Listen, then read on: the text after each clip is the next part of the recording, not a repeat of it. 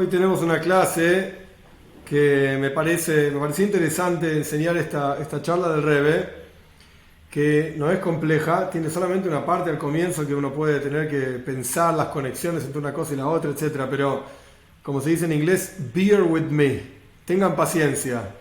Es muy interesante cómo el Rebbe basa una enseñanza digamos, general del pensamiento jasídico, clásica, y no solamente jasídica, sino judaica en general, en un texto que es otro clásico, Shalosh, Shnei Luches Abris, otro clásico del judaísmo, cómo observa, digamos, la época en la que vivimos, que se llama Bein HaMetzarim, que ahora voy a explicar qué significa, las 3 semanas entre el 17 de Tammuz y el 9 de Av, en un minutito explico, cómo cada cuestión en las costumbres judías no son así por casualidad, digamos, que cayó de esta manera o de la otra manera, sino que las parashot que se leen en diferentes épocas del año están directamente relacionadas con esa época del año.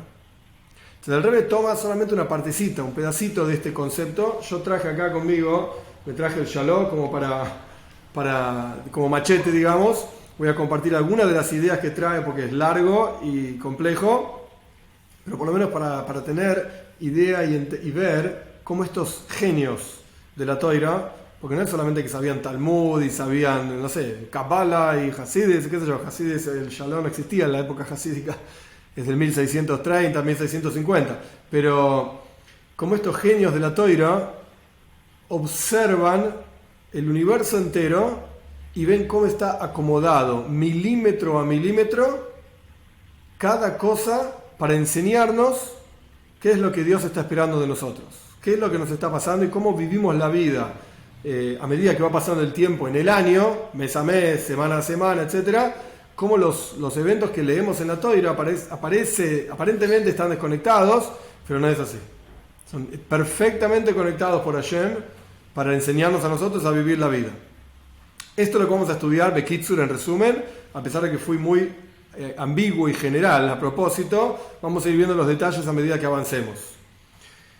El Rebbe comienza su explicación basado en una nebúa, en una profecía de Irmiyahu. Cada parsha, en este caso esta semana leemos 2 parashot, nosotros vamos a estudiar en detalle sobre una de ellas, pero cada parsha corresponde con una haftara. Haftara significa una lectura de los profetas que está ligada, de alguna manera, a la lectura de la Toira. La historia es que en algún momento de nuestra historia, no se sabe exacto cuándo, pero en algún momento de nuestra historia estuvo prohibido el estudio de Torá, llámese Torá, los 5 libros de Moishe. Entonces, ¿qué hicieron nuestros sabios? Buscaron lecturas de los profetas, que no se llama estrictamente hablando Toira, y no es los 5 libros de Moshe, es profetas, como el Tanaj, Toira, Nevim, Iksur, ¿ok? Torah son los 5 libros, Nevim, los profetas no son los 5 libros, obviamente que también es Toira, pero ok, no son los 5 libros estrictamente hablando. Entonces nuestros sabios buscaron en Nevim, en los profetas, diferentes lecturas que tienen que ver con la parsha de la semana. Específicamente en esta época del año, que se llama de vuelta las 3 semanas. ¿Por qué se llaman las 3 semanas? Porque van desde el 17 de Tammuz hasta el 9 de Av. Son 3 semanas se llama Bein HaMetzarim, entre las opresiones. El 17 de Tammuz es un día muy triste porque pasaron 5 cosas, que ahora no viene al caso las 5, pero entre las peores, digamos, es el comienzo de la destrucción del Beis HaMikdash, del templo. Es una discusión en el Talmud mismo si el primero y el segundo, o solamente el primero, pero no importa, sea como fue, el segundo, sea como fuere, el 17 de Tammuz el enemigo penetró las murallas de Jerusalén y esto llevó a que 3 semanas después, el 9 de Av, se destruye el primer templo, el segundo templo y pasaron otras cosas también el 9 de Av, como la expulsión de España, 1492, etc. Bien, estas 3 semanas son 3 semanas de semiduelo y comienzan a partir del primero de Av, que es Shabes, en este año que es Shabes, ser más estricto todavía en el duelo. Son los 9 días, se llaman, desde el 1 de Av hasta el 9 de Av. Bien, en estas 3 semanas hay ciertas parashot, ciertas secciones de la Toira que leemos. Y el Shalom explica que siempre, todos los años, leemos por lo menos 3 parshas. en estas semanas. A veces 4, pero por lo menos 3 siempre, todos los años. Matois y Masei, que son las dos parashot de esta semana. Matois quiere decir bastones, Masei quiere decir viajes, y Dvarim. Dvarim significa palabras, es el comienzo del 5.º libro de la Toira. Estas 3 parashot siempre se leen. Entonces, evidentemente, esto es lo que dice Shalom, estas 3 parashot están conectadas de alguna manera a estas 3 semanas. Al sufrimiento, al duelo, lo que sea, de estas 3 semanas. A la destrucción de Beis Hamikdash, etc. ¿Cómo? También tribus, pero vamos a ver qué significa bastón. ¿Por qué se llaman tribus y bastón? O mejor dicho, ¿por qué se llaman las tribus bastón? Porque era como el bastón de mando, una cosa así.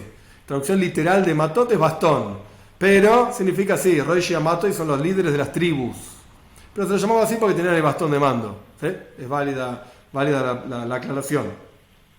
Entonces estas 3 parshas se leen siempre en esta época. Y hay una haftara, una lectura especial, como ya expliqué, de los profetas, que también se lee en esta época. Y tiene que ver con Irmiau. Irmiau es un libro difícil de leer, un libro duro porque habla de destrucción y pena, etc. Irmiau fue el profeta uno de los que profetizó la destrucción del primer Beis Hamikdash, el primer templo.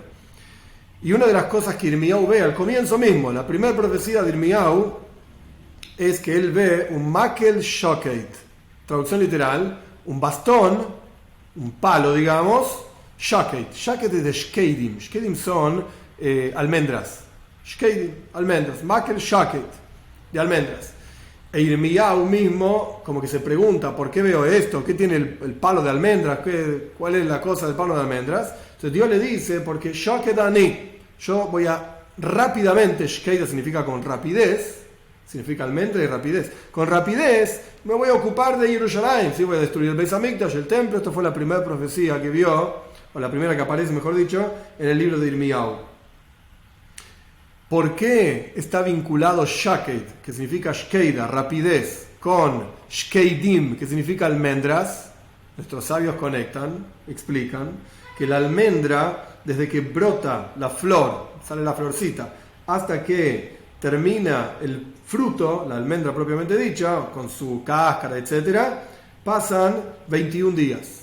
Y esos 21 días están conectados con justamente estas 3 semanas. Desde el 17 de Tammuz hasta el 9 de Av, que son 21 días. 7 por 3, 21, son 3 semanas. Entonces ahí vemos la conexión de la profecía de Irmiau, que vio un bastón de almendras.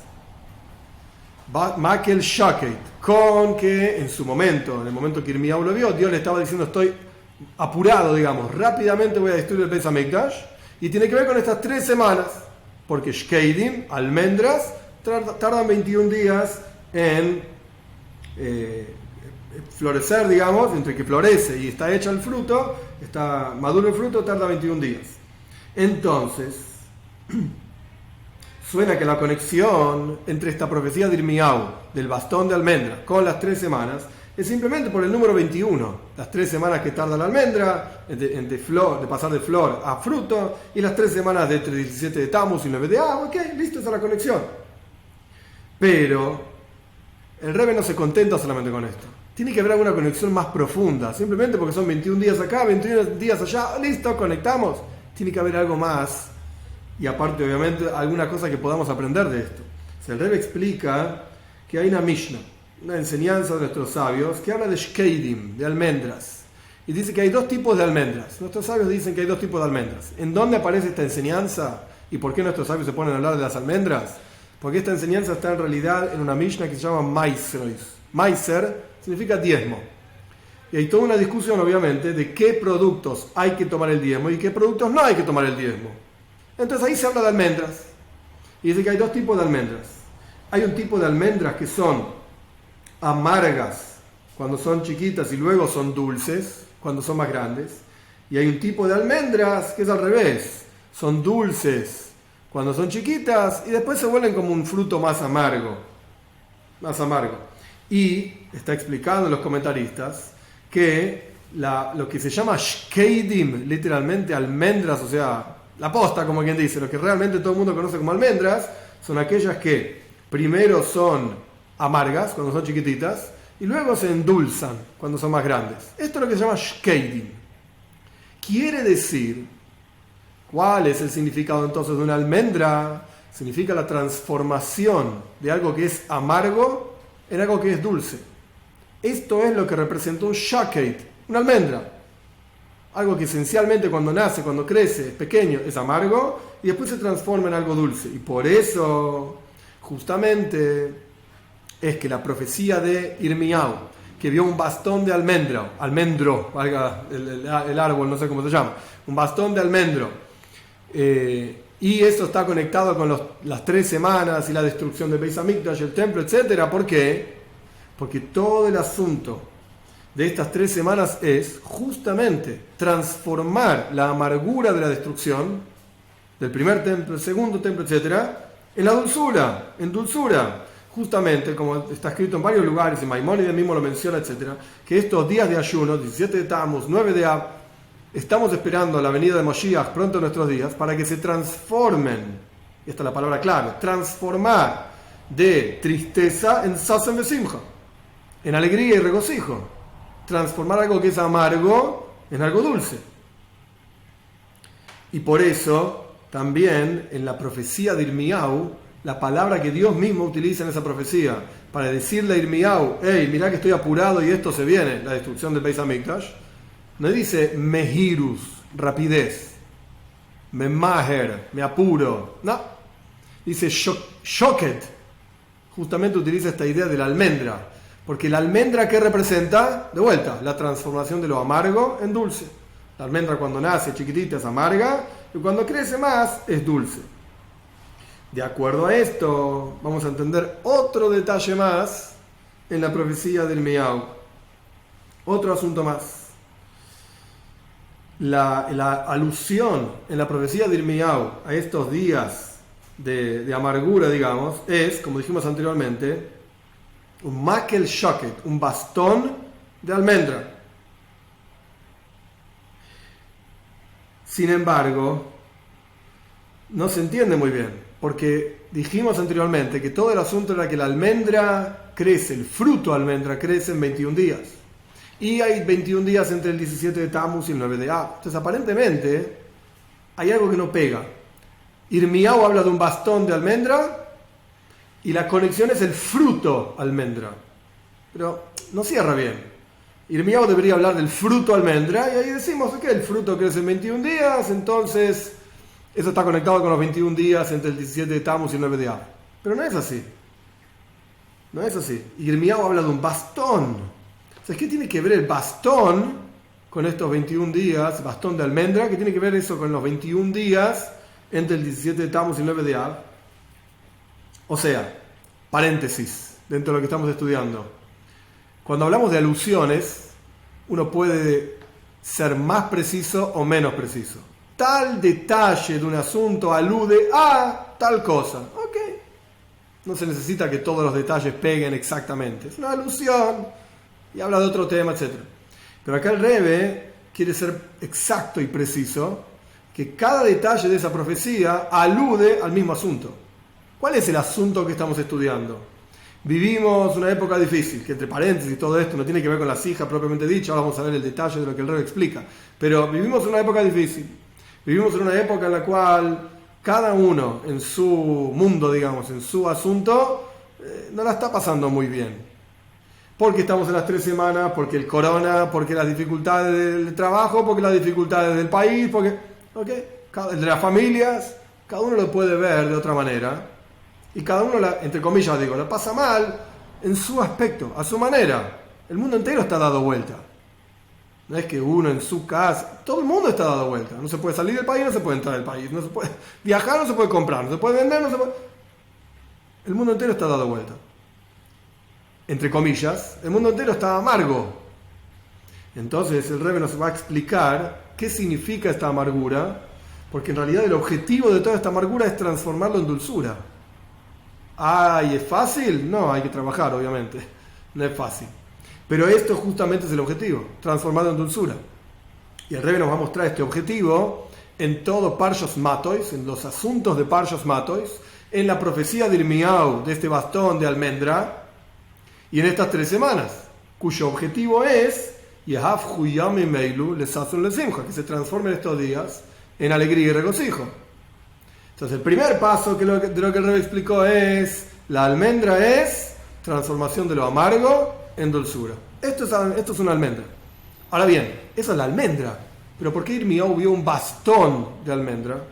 ¿Qué tiene que ver el bastón con el fruto propiamente dicho? Más allá de que es el bastón de ese árbol, etc. Lo que tarda en crecer 21 días, está conectado con las 3 semanas, es el fruto, no el bastón. Pero Irmiyahu vio un bastón. Entonces, ¿cuál es la conexión? El Rebbe dice, aparentemente, podríamos decir la siguiente idea. El bastón, ¿qué es un bastón? Bastón indica un golpe, golpear algo. ¿Para qué quieres un bastón? Para golpear algo, para pegarle algo, digamos. Que son los castigos y sufrimientos que Dios trajo al pueblo de Israel en estos días. La destrucción del primer templo, la destrucción del segundo templo, etc. Las famosas 3 semanas de amargura. Pero aparentemente no alcanza esta explicación del bastón como conexión, la profecía de Irmiyahu, bastón, almendra, sufrimiento, dureza, etc. 3 semanas. No alcanza. Porque la principal profecía de Irmiyahu acá es el asunto de Shaket, la almendra que es rápido. Cuando uno lee el texto de Irmiyahu, yo no lo tengo acá enfrente mío, no me acuerdo todos los versículos ahora, pero cuando uno lee el texto de Irmiyahu está clarísimo. Dios le pregunta, ¿qué ves? Irmiyahu dice, yo veo un bastón de almendra. Y Irmiyahu no entiende bien a qué se refiere. Y Dios le dice, muy bien, esto se refiere a que yo me voy a apurar. Shaket, Dani, me voy a apurar. Dios no le habla del bastón, Dios le habla de la almendra. No dice, porque el bastón significa, no dice nada del bastón, dice la almendra. ¿Por qué? Porque es rápida, en 21 días madura, como ya explicamos. Entonces el énfasis no está en el bastón, el énfasis está en la almendra. En el asunto de que es shkeidim, de vuelta, almendras, es shaket, es rápido, etc. Incluso en los versículos ni siquiera están mencionados los terribles sufrimientos que el pueblo judío, en esa profecía por lo menos, no está mencionado todo lo que vivió el pueblo judío en la destrucción del primer templo, segundo templo, etc. Entonces, tiene que haber alguna alusión clara y concreta, no tanto del asunto del bastón, sino del asunto de Shaket, Shkeida. Pero esto tiene que ver también con el bastón de Shkeidi, porque si no, de almendras, porque si no, Irmiyahu solamente hubiese visto una almendra. Entonces tenemos la doble cosa. Por un lado, lo importante es la almendra, pero el bastón también está ahí.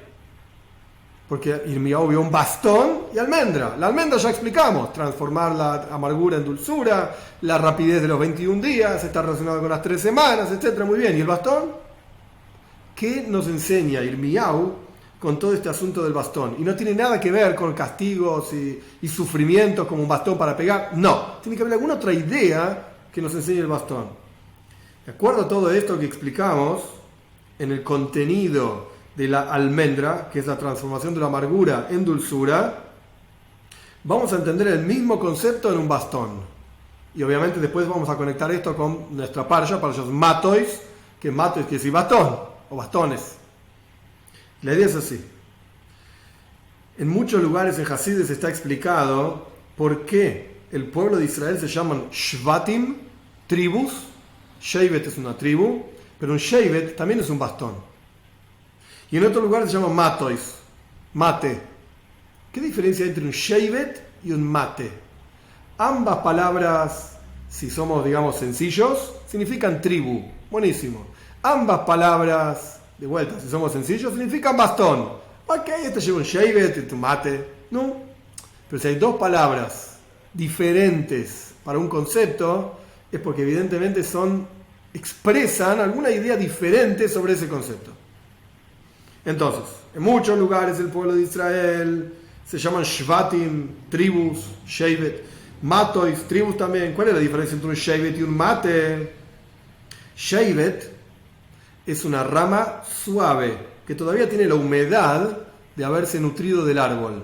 Cuando uno arranca de un árbol una rama que está viva, digamos, estaba viva dentro del árbol o conectada al árbol, ese es un Shevet.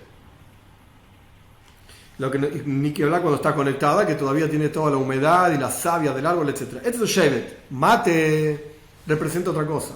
Mate representa una rama que fue arrancada del árbol hace tiempo ya y ya no tiene más humedad, está seca. Eso es un mate. Eso es un mate. Pero al haber sido arrancada del árbol y haberse secado, se vuelve más dura. Shevet tiene humedad y entonces es más suave. Mate ya perdió la humedad, pero esto le da dureza. Y el asunto en el servicio a Dios es lo siguiente. ¿Cómo aplicamos esto a nuestras vidas? Es la siguiente idea.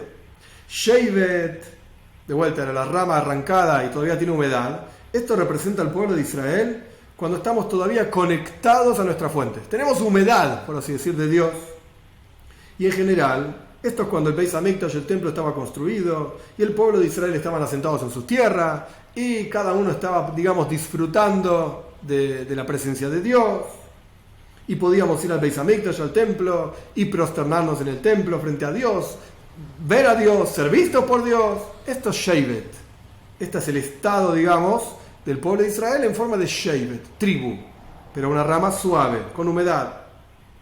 En otras palabras, se sentía en cada Yehudí el vínculo con Dios, el vínculo con nuestra fuente, como una rama recién arrancada que todavía se puede distinguir el vínculo con su tronco original. Esto es Shevet, lo que representa espiritualmente hablando Shevet, un tipo que está reconectado con Dios. Por el otro lado, Mate, el bastón en forma de arrancado hace tiempo y ya seco. Esto representa la situación del pueblo de Israel en Golus, en el exilio. Nosotros, hoy en día, que no está revelado, no está claramente visto el vínculo que tiene el Yehudí con Dios. No lo sentimos tan fuerte como en la época del Beis Hamikdash. Nuestros sabios cuentan en la Mishnah que había 10 milagros en el Beis Hamikdash. Ibas al templo y ya veías milagros, con los ojos de carne y hueso. Entonces no había muchas dudas, no había muchas preguntas. Hoy en día tenemos un montón de dudas, un montón de preguntas, porque no vemos la presencia de Dios revelada. Al punto tal que hay ocultamientos y dificultades en el servicio a Dios. Cosas que aparentemente nos impiden vivir como vivimos los Yehudí. Y nos dificultan la vida como Yehudí, en muchísimos aspectos. Esto es lo que representa un mate. El bastón, digamos, seco, duro. Pero es justamente en este servicio a Dios, donde hay dificultades y problemáticas, en donde se revela la fuerza de lo que es un Yehudí, que se sobrepone por sobre todas las dificultades y lucha contra todas las oposiciones y las vence, porque tiene una dureza que tiene ese mate. En otras palabras, Shevet, el Yehudí que vive como un tzadik. Para entender esto, antes de decirlo, hay una historia muy cortita, minúscula, que escuché del Rebbe. No sé si es Mamesh, literalmente si ocurrió así o no, nunca lo escuché de primera fuente, digamos, pero la idea vale, incluso si no fue literalmente así. Una persona, el Rebbe repartía dólares los domingos en los años 80, 90, una persona pasó frente al Rebbe para recibir $1 y le dijo al Rebbe que se iba a casar, que es un Yehudí, que se iba a casar con una mujer no judía. Así, Rebbe, voy a casar con una mujer no judía, como que, no, te interpelo, ¿sí? ¿Qué tenés para decir? Entonces uno podría pensar, bueno, el Rebbe le dijo, yo qué sé, no lo hagas, ¿viste? Está mal, bueno, todas las cosas que uno podría decir al respecto de este tema. El Rebbe no dijo nada de eso. El Rebbe simplemente le dijo, te envidio. Y obviamente esto desarmó absolutamente todo lo que el tipo venía a escuchar, no a saber qué es lo que el tipo esperaba. Te envidio. ¿Cómo te envidio? ¿El Rebbe se quiere casar con una mujer no judía? ¿De qué estamos hablando? El Rebbe explicó que cada uno de nosotros es enfrentado a las dificultades que somos capaces de superar. Y no somos enfrentados a las dificultades que no seríamos capaces de superar. Entonces, si vos fuiste enfrentado a esa dificultad de tener la posibilidad de casarte con una mujer no judía, es porque efectivamente tenés la fuerza para superar esa dificultad. Yo, o sea, el Rebbe, yo nunca fui enfrentado a esa dificultad. Nunca se me ocurrió, nunca se dio la cosa. Quiere decir que yo no superaría esa dificultad. Quiere decir que vos tenés una fuerza, una capacidad superior a mí en este aspecto. Sin duda. Porque podés superar una cuestión que a mí ni siquiera se me presentó. Entonces te envidio por la fuerza que tenés en este aspecto. Esa fue la respuesta del Rebbe. Y por supuesto, si tenés la capacidad, andá y hacelo. utiliza esa capacidad y supera la dificultad y no te cases con esa mujer que el judaísmo prohíbe, etcétera, etcétera. Entonces, cuando una persona es un shevet, como explicamos nosotros, shevet es esa persona, es un tzadik, siente la presencia de Dios y ama el servicio a Dios y disfruta del servicio a Dios, buenísimo, es un shevet, se siente como en un bastón recién arrancado del árbol, la jlujis, la humedad del árbol todavía, la nutrición del árbol, la fuente, etcétera, buenísimo. Pero ojo, porque es suave, porque hay ciertas cuestiones que no podría superar, a pesar de ser un tzadik.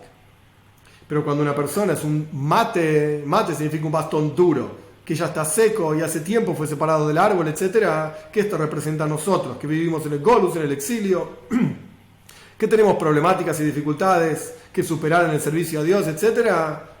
Está re mal, prefiero ser un tzadik. Ojo, porque el mate, el bastón que ya está seco, etcétera, tiene una fuerza, un poder superior en ciertos aspectos al shevet. Cada uno tiene una ventaja que el otro no tiene. El shevet se reconoce, digamos, la fuente, está húmedo. Pero el mate es mucho más fuerte.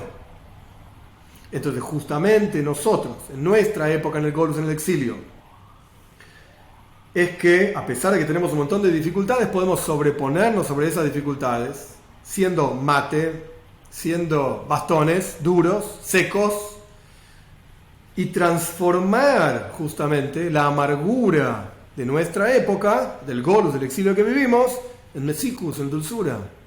Entonces acá el Rebbe explicó con esto que en la profecía de Irmiyahu, no era solamente el shaket, shkedim, la almendra, los 21 días, y las 3 semanas, y el 17 de Tammuz, el 9 de Av, qué buena la conexión. No, Irmiyahu vio un makel shaket, no solamente la fruta, el fruto, el bastón.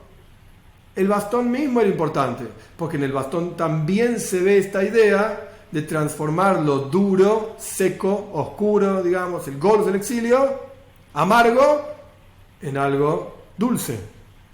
Este es el concepto del makel. Entonces, con esto el Rebbe explicó de vuelta el concepto de shaket, shkedim, la almendra, no me salía la fruta, la almendra y el bastón. Bien. Acá hay todo un corchete largo, interesante, del Rebbe. Lo voy a hacer rápido, porque es interesante para entender un poquitito qué significa, por ejemplo, Birkas Koyanim, la bendición de los Koyanim. ¿Por qué esto es un corchete dentro de la sija? Porque no es directamente el asunto de la sija. Por eso el Rebbe lo puso en un corchete. Pero me parece interesante, porque la bendición de los Koyanim es algo que uno ve, que uno puede ir a la sinagoga, etcétera, y la ve en Yamim Toivim, en las fiestas, y hay otras costumbres que la hacen todos los días, sefaradim hacen todos los días, en el Eretz también se hace todos los días. Entonces es interesante para entender la perspectiva judaica y hasídica de qué significa Birkas Koyanim y qué tiene que ver con lo que estamos estudiando. De vuelta, esto es algo, digamos, como secundario, entre el corchete, no es el asunto central que estamos estudiando.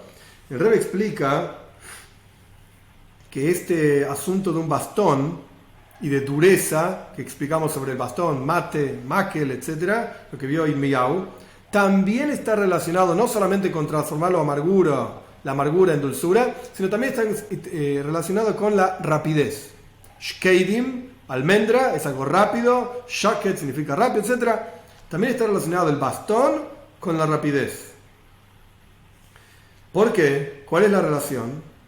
Es conocida la explicación del Alter Rebbe al respecto de cuando Koirach se quejó y quería él también ser un Kohen, era Levi, quería ser Kohen, esto lo estudiamos hace poco en Payos Koirach. Entonces la solución que encontró Dios fue que cada líder de cada tribu, el líder de cada tribu traiga un bastón, lo ponían frente al Mishkan, digamos al templo, frente al arca, y al otro día iba a florecer el bastón de aquel que Dios eligió para ser Kohen. Y en la práctica floreció el bastón de Aarón, y por supuesto Aarón fue el Kohen, etc. Para que todo el mundo sepa que Dios es el que eligió a Aarón como Kohen y no Moishe Rabbeinu eligió a su hermano, digamos, con alguna inclinación extraña, etc. ¿Por qué justo, dice la Toira, que el bastón de Aarón crecieron almendras? Podría haber crecido cualquier otra cosa, podría haber florecido cualquier otro fruto. Entonces el Alter Rebbe explica que florecieron almendras, porque la almendra es el fruto que más rápido florece. Como ya explicamos varias veces, de entre flor y madura, más rápido madura, no florece. Y el Alter Rebbe explica que este es el concepto de Birkas Koyanim, la bendición de los Koyanim. ¿Cuál es la idea? La actividad, lo que logra Birkas Koyanim, es que la bondad que Dios estableció para la persona baje hacia la persona y se materialice rápidamente. Y esta palabra es fundamental, rápidamente. Dios establece la parnasa, el sustento de cada uno de nosotros en Rosh Hashanah. Y esto no cambia. Ok, uno puede hacer esto, puede hacer lo otro y tener más. Pero en la práctica, esto no cambia. ¿Pero qué puede pasar? Puede ocurrir que la bondad divina que Dios estableció que nosotros tendríamos ese año se quede arriba, por así decir, espiritualmente hablando, y no se proyecta aquí abajo. Porque hay muchos juicios y rigor contra la persona que impiden que la persona tenga incluso aquello que Dios estableció que tenía que tener. Porque no te lo mereces. Entonces viene el Kohen, el sacerdote, y te da una braja. Birjas Koyani. ¿Qué significa esa bendición que te da el Kohen? Significa que todo aquello que ya está ahí y que te pertenece y es para vos, llegue rápidamente aquí abajo. Entonces acá está la conexión, digamos, entre el concepto de Shkeidim, almendra, Makel, el bastón, Birjas Koyanim, la bendición de los Koyanim, que incluso el bastón de almendra también está relacionado con rapidez. Porque el bastón de Aarón crecieron almendras y esto era algo rápido, esto indica el concepto de los Koyanim. Por eso dije que esto era algo, digamos, aparte. No es el asunto literal, pero con esto el Rebbe explicó que tanto las almendras como el bastón tienen dos asuntos. Asunto número 1, transformar amargura en dulzura. ¿Por qué? Porque la almendra crece, es amarga cuando es chiquita y es dulce cuando es más grande. Y el bastón, que tiene que ver con transformar amargura en dulzura, el bastón que es duro, mate, es algo que está separado de su fuente hace un montón y está seco y es duro, etc. Con esa misma dureza tenemos fuerza en el exilio para superar las dificultades del exilio y transformar el exilio que vivimos de algo oscuro en algo luminoso, de amargura en dulzura. Y además, la almendra está relacionada con rapidez, porque es el fruto que madura más rápido, 21 días, las 3 semanas, etcétera, como explicamos. Y el bastón también está relacionado con rapidez, porque es esta idea que dijimos del bastón de Aarón, que rápidamente floreció y crecieron almendras, y esto está relacionado con la bendición de los Koyanim, que proyecta rápidamente a este mundo, pasando por encima de todas las dificultades, aquello que Dios estableció para la persona al comienzo del año. Perfecto. Hasta acá hablamos de la profecía de Irmiyahu, relacionada con las 3 semanas, y la rapidez y la transformación de amargura en dulzura. ¿Qué tiene que ver con nuestras parsha? El Rebbe explica, son conocidas las palabras de Shalosh, Shnei Luchos Abris, que estas 3 parashot, Matois, Masei y Dvorim, las 2 de esta semana y la de la semana que viene, siempre caen en esta época de las 3 semanas. Siempre. Porque es apropiado estas 3 parshes con esta época. Ahora bien, leer todo el Shalom que habla de este tema llevaría demasiado tiempo y creo que nos marearíamos. Pero algunas nekudas, algunos puntos que el Rebbe no trae acá en la sija, el Rebbe asume que nosotros lo leímos y ya lo sabemos. Algunos puntos interesantes. Estas 3 semanas hablan de la destrucción del Beis Hamikdash. Primero, el segundo, etc. En particular, el primero, de esto habla el Shalom. Nuestros sabios cuentan que el primer Beis Hamikdash fue destruido por 3 cuestiones. 3 cosas. La primera era Avodah Zara, la gente hacía idolatría. Gilu y Aroyes, relaciones prohibidas. Shfichus Domim, asesinaban. Y además, otro asunto más, que el Shalom lo trae de un versículo, la gente engañaba económicamente hablando, robaban, había soborno, compraban los puestos de autoridad de Kohen God, del sumo sacerdote en la época del segundo Beis Hamikdash. Estos son los 4 asuntos, 3 que están en el Talmud y el cuarto asunto que está en los versículos mismos de Tanaj, en las palabras de Ishaya, de lo que ocurría en la época del primer Beis Hamikdash y el segundo Beis Hamikdash. Bien, ¿qué tiene que ver esto con nuestras parches? El Shalom explica de la siguiente manera. Acá hay que agarrarse un poco a la silla porque hay que entender las conexiones.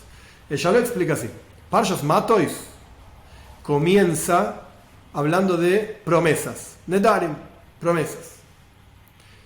Parshas Masei habla de viajes, etc. Pero entre los asuntos centrales de Parshas Masei es el que asesina sin intención. Un asesino, una persona que muere. Y Parshas Dvarim habla de jueces, como Moshe Rabbeinu establece jueces. Entonces ya lo explica que hay 3 aveires, 3 transgresiones que ocurrieron en la época del Beis Hamikdash, del templo. Una tiene que ver con el alma, una tiene que ver con el cuerpo y la otra tiene que ver con el dinero. Las promesas tienen que ver con el alma, explica Shalom. ¿Por qué? Porque las promesas es algo que la persona misma se aplica, digamos, a sí mismo y se ata espiritualmente hablando a algo que no estás atado, esencialmente hablando, no estás obligado. Yo qué sé, prometo no tomar vino. Ok, tiene que ver con mi vida física, pero espiritualmente hablando, ¿yo tengo prohibido tomar vino? No, yo podría tomar vino. Pero yo prometo, ato mi alma a que si yo tomo vino estoy profanando el nombre de Dios. Es algo espiritual. Así explica Shalom. Y eso es Parshas Matos. Parshas Masei habla de asesinato. ¿Asesinato qué es? Es contra el cuerpo. Estás destruyendo el cuerpo de otro Yehudí. Estás haciendo daño al cuerpo de otro Yehudí. Eso es Parshas Masei. Y después, Parshas Dvarim, que entre todas las cosas que dice, habla de los jueces que Moshe Rabbeinu estableció. Los jueces son los que tienen que estar ocupados de impartir justicia y tiene que ver con juzgar cada caso como corresponde en términos económicos. El que le robó tiene que pagar, etc. Entonces, con esto explica el Shalom la relación entre estas 3 parches con esta época del año. El Beis Hamikdash fue destruido porque, como dijimos, Avodah Zara. Avodah Zara, idolatría, es un pecado espiritual. Tiene que ver con el alma. El segundo pecado de destrucción del Beis Hamikdash y del templo era Gilui Arayos, relaciones prohibidas, tiene que ver con el cuerpo. Estuviste con alguien con quien no podías estar. Shvichus Damim, asesinato, tiene que ver con el cuerpo, mataste a un tipo. Y el cuarto, como dijimos, el robo, el soborno, etc. Entonces vemos que los asuntos de los cuales hablan estas 3 parashot, Matos, Masei y Dvarim, están relacionados con los asuntos que llevaron a la destrucción del Beis Hamikdash en estas 3 semanas. Así explica Shalom la conexión de por qué estas 3 parashot siempre se leen en estas 3 semanas. Hablan de los mismos asuntos. Están relacionados. Alma, cuerpo y dinero. Matos, Masei y Dvarim. Con los pecados de la destrucción del Beis Hamikdash. Bien. Hasta acá lo que dice Shalom. Y ahora volvemos al Rebbe. De vuelta. El Rebbe cita que el Shalom dice que estas 3 parashot siempre se leen en esta época del año.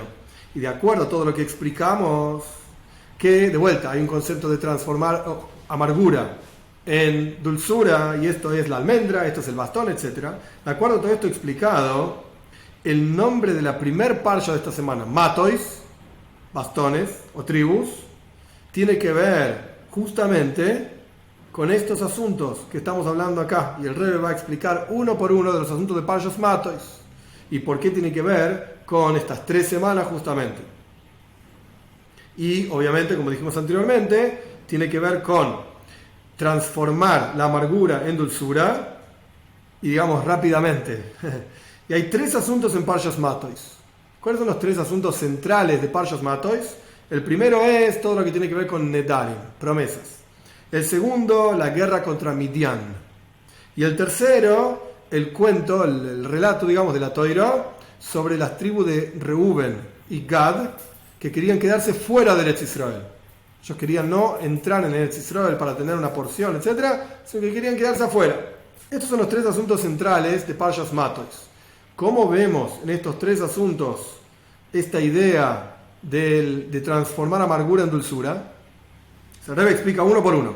Primero vamos a las promesas. Es sabido lo que dicen nuestros sabios sobre las promesas, que hay 2 frases que se contradicen en las palabras de nuestros sabios al respecto de un neider, nedarim. Por un lado, nuestros sabios dicen nedarim, promesas, son un siag laprishus, son una forma de protegerse, un cerco para apartarse de transgresiones. Cuando uno dice no voy a beber vino, no voy a hacer esto, no voy a hacer aquello, Esto me protege de no transgredir. Esto por un lado. Y por el otro lado el Talmud dice en otro lugar, no te alcanza lo que la Toira te prohibió, que vos tenés que prohibirte más cosas.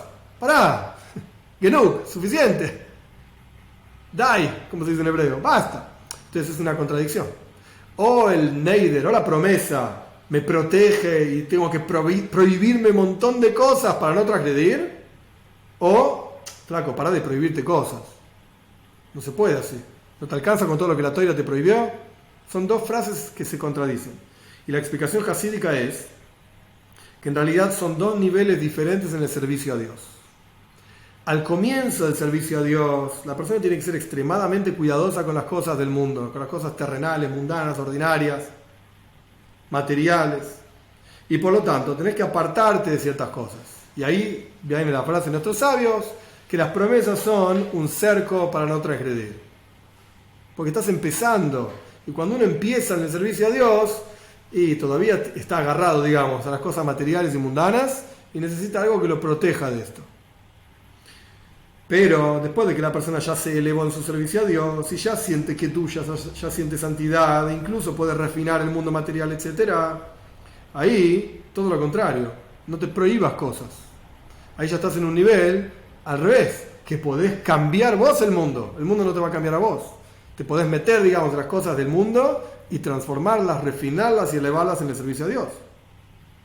Y aquí se entiende que el asunto central de los nedarim, de las promesas, ¿cuál es? El refinamiento del mundo. Esto es el tajlis, digamos, que vos no necesites hacer promesas. Por eso, en la parsha de esta semana que habla de promesas, se habla también de cómo se deshacen las promesas. Afaras nedarim, que el padre o el marido, no importa los detalles ahora, pueden deshacer las promesas de una mujer, o un rabino puede permitir las promesas que un tipo se prohibió a sí mismo, o una mujer se prohibió a sí mismo. Ataras nedarim, como desatar estas promesas. Porque el tajlis, ¿cuál es? El objetivo final, ¿cuál es? Que no necesites hacer promesas. Pero para eso ya tenés que haberte elevado en el servicio a Dios, de manera tal de poder transformar el mundo, y acá viene, de una cuestión material y ordinaria en kedusha, en santidad. Es la transformación de la oscuridad en luz, la transformación de amargura en dulzura. Entonces, en términos de nedar, de promesas, como existe este concepto de desatar las promesas, y de elevarse en el servicio a Dios para no necesitar promesas, entonces, ¿qué vemos? Transformar el mundo material en algo de kedusha, en santidad, refinarlo. Este es el primer asunto de Parshas Matos. Y está conectado con lo que vimos anteriormente, tanto de la almendra como del bastón. Bien. Segundo asunto de la parsha de esta semana. La guerra de Midian. La guerra de Midian.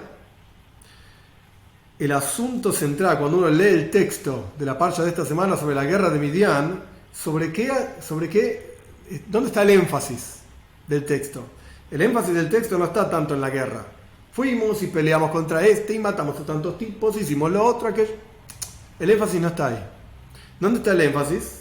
Cuando el pueblo de Israel vuelve de la guerra y la Toira enumera todo el botín que obtuvo el pueblo de Israel en esa guerra. Acá están la mayoría de los versículos que hablan en nuestra parsha, Parshas Matos, sobre la guerra de Midian. Todo el botín. Y cómo se purifica y cómo se kasheriza, que de ahí se aprenden montones de leyes de kashrut, que no vienen ahora al caso, pero cómo se kasheriza todas las ollas y los elementos y utensilios, etcétera, que trajo el pueblo de Israel de Midian. En esto se detiene la parsha de esta semana al respecto de esto, y cómo se donó parte de ese botín para Dios, para que esté en el Mishkan, en ese caso, en el tabernáculo, etcétera.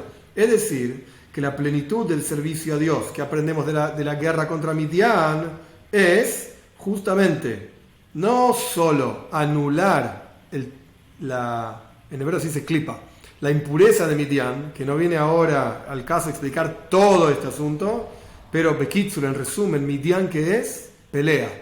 La pelea por pelea, y esto es un discurso amplio del Rebbe Rashab, y Halzu se llama, del Alter Rebbe, no importa ahora el caso, es larguísimo, no viene ahora al caso. Pero el tema de Midian es pelea, madun, pelearse por pelearse. Me peleo con vos porque no te soporto, nada más. Porque ocupás mi espacio. Pero es otro asunto. No vamos a discutir esto ahora. No solamente esto es el asunto de Midian, sino también transformar lo que no es kosher en kosher, lo amargo en dulce. Por eso la Torá se detiene en cómo se kasheriza todas las cosas que se trajeron de Midian, cómo se utiliza en el servicio a Dios todo el botín que se trajo de Midian. Es el mismo concepto del bastón y la nuez. Transformar la amargura en dulzura. Este es el segundo tema de Parshas Matos.